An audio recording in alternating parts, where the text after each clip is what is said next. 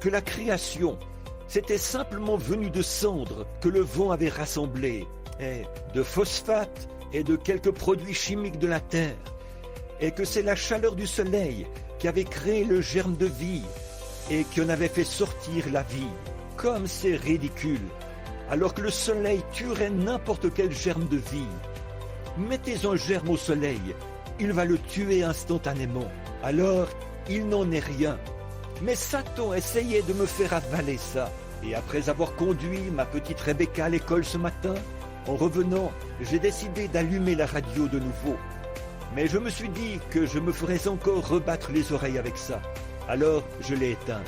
Et comme je remontais la rue, Satan m'a dit, il a dit, « Sais-tu que cet homme que tu appelles Jésus était seulement un homme, comme un jour à son époque, comme Billy Graham ou Oral Roberts, il était seulement un homme, autour duquel quelques personnes ont commencé à se rassembler et à dire qu'il était un grand homme. Et au bout d'un moment, il est devenu plus grand, et ensuite il est devenu un dieu pour eux. Et maintenant, ça s'est répandu dans le monde entier depuis qu'il est mort. Et c'est tout. J'ai pensé que tu es menteur.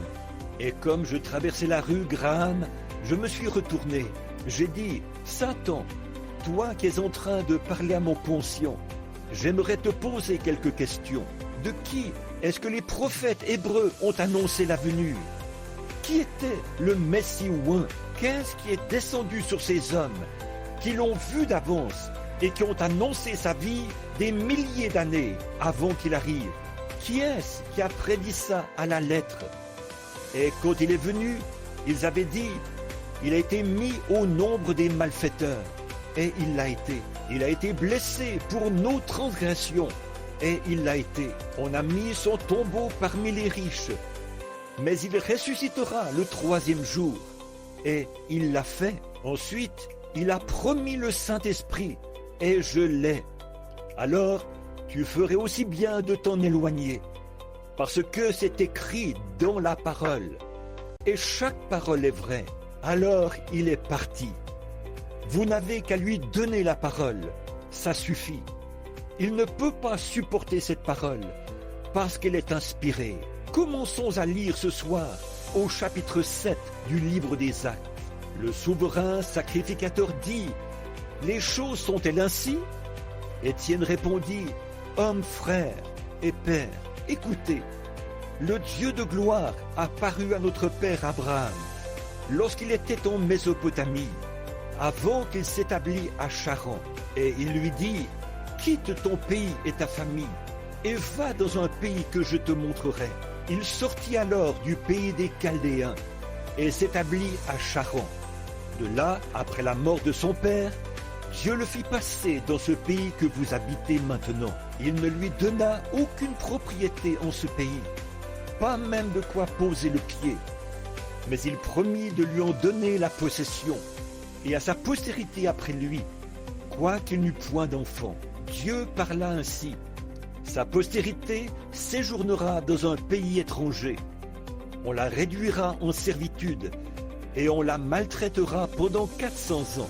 Mais la nation à laquelle ils auront été asservis, c'est moi qui la jugerai, dit Dieu. Après cela, ils sortiront, et ils me serviront dans ce pays-ci. Puis Dieu donna à Abraham l'alliance de la circoncision. Et ainsi, Abraham, ayant engendré Isaac, le circoncis le 8e jour. Isaac engendra et circoncis Jacob, et Jacob les 12 patriarches. Sur ce, nous voulons aborder le sujet qui, je pense, est le sujet marquant d'aujourd'hui, de qu'est-ce que le Saint-Esprit? Qu'est-ce que c'est? Et maintenant, la raison pour laquelle j'ai pris un sujet à la suite de l'autre, comme ça, c'est parce que vous ne pouvez pas venir recevoir le Saint-Esprit à moins de savoir ce que c'est. Et vous ne pouvez pas le recevoir si vous savez ce que c'est, à moins de croire qu'il vous est donné et qu'il est pour vous. Et puis, vous ne pouvez pas savoir si vous l'avez ou pas, à moins de savoir quel résultat il produit. Donc, si vous savez ce que c'est et à qui il est destiné, et quelle action il produit quand il vient, alors vous saurez ce que vous avez quand vous le recevrez. Voyez, comme ça, ce sera vraiment réglé. Comme, par exemple, je parlais à notre frère Jeffries aujourd'hui. Il disait, j'aimerais être à la réunion ce soir, mais j'y serai demain soir. Il n'était pas au courant que nous avions des réunions, parce que nous ne l'avions pas annoncé, seulement ici. Quelques-uns des frères Léo et les autres ont écrit à quelques-uns de nos amis pour leur dire, d'en dehors.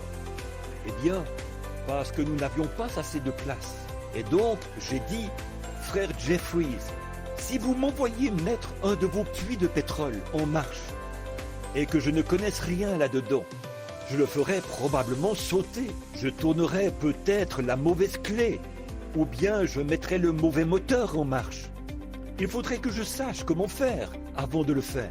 Et c'est pareil pour ce qui est de recevoir le Saint-Esprit. Vous devez savoir ce que vous venez chercher et comment le recevoir et ce qu'il est. Bon, d'abord, le Saint-Esprit a été promis. On pourrait passer 10 semaines et ne jamais seulement effleurer le sujet de ce qu'est le Saint-Esprit. Mais pour commencer, je veux en aborder juste assez chaque soir pour en donner les grandes lignes. Et le soir d'après, je verrai s'il y a des questions.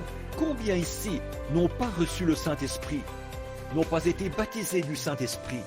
Levez la main. Vous savez que vous ne l'avez pas été. Regardez donc les mains. Maintenant, je veux en parler. Parler du Saint-Esprit en tant que signe. Parce qu'il est un signe. Nous comprenons bien que toutes les promesses nous sont données par Abraham, était le père de la promesse. Parce que Dieu a donné la promesse à Abraham et à sa postérité après lui. La promesse a été faite à Abraham et à sa postérité. Et ce signe, il est destiné à un peuple de l'Alliance. Or, il y a une énorme différence entre un chrétien tout court et un chrétien rempli du Saint-Esprit. Et là, on va voir ça dans l'Écriture et le situer très précisément par rapport à l'Écriture. Pour commencer, il y a le chrétien qui fait profession d'être chrétien. Mais si ce chrétien n'a pas encore été rempli du Saint-Esprit, il est seulement en voie de devenir un chrétien. Voyez, il fait profession de le croire. Il s'efforce d'y parvenir. Mais Dieu ne lui a pas encore donné cet esprit, du Saint-Esprit. Il n'en est pas encore arrivé à ce but avec Dieu que Dieu l'ait reconnu. En effet, Dieu a fait une alliance avec Abraham, après qu'il a appelé Abraham, ce qui est un type de l'appel du croyant aujourd'hui. Il a appelé Abraham, et Abraham est sorti de son pays pour aller dans un pays étranger, pour habiter parmi des étrangers. Et c'était un type de quand Dieu appelle un homme à arrêter sa méchanceté, à se repentir de son péché.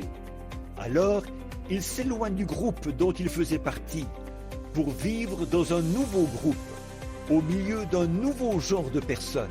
Et puis, après que Dieu a trouvé Abraham fidèle à la promesse que Dieu lui avait donnée, selon laquelle il aurait l'enfant, et qu'à travers cet enfant, toute la terre serait bénie. Alors Dieu a confirmé sa foi en lui donnant un signe. Et ce signe, c'était la circoncision.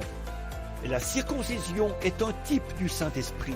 Les versets qui viennent tout de suite après, dans ce chapitre que nous venons de lire, si vous voulez le noter, est le Étienne a dit au verset 51, « Cou raide, un circoncis du cœur et d'oreille. Vous vous opposez toujours au Saint-Esprit. Ce que vos pères ont été, vous l'êtes aussi. » La circoncision est un type du Saint-Esprit. Et Dieu a donné à Abraham le signe de la circoncision, après qu'il a accepté Dieu sur sa promesse et qu'il est parti dans un pays étranger. Voyez, c'était un signe. Et tous ses enfants et sa postérité après lui, il fallait qu'ils aient ce signe dans leur chair, parce que c'était un signe distinctif. Il servait à les distinguer de tous les autres peuples. Ce signe de la circoncision, et c'est ce que Dieu utilise aujourd'hui. C'est le signe de la circoncision du cœur, le Saint-Esprit, qui fait de l'Église de Dieu une Église séparée de tous les autres credos, croyances et dénominations. Ils sont dans toutes sortes de dénominations, mais ils sont quand même un peuple à part. Laissez-moi parler à un homme pendant 2 minutes. Je peux vous dire si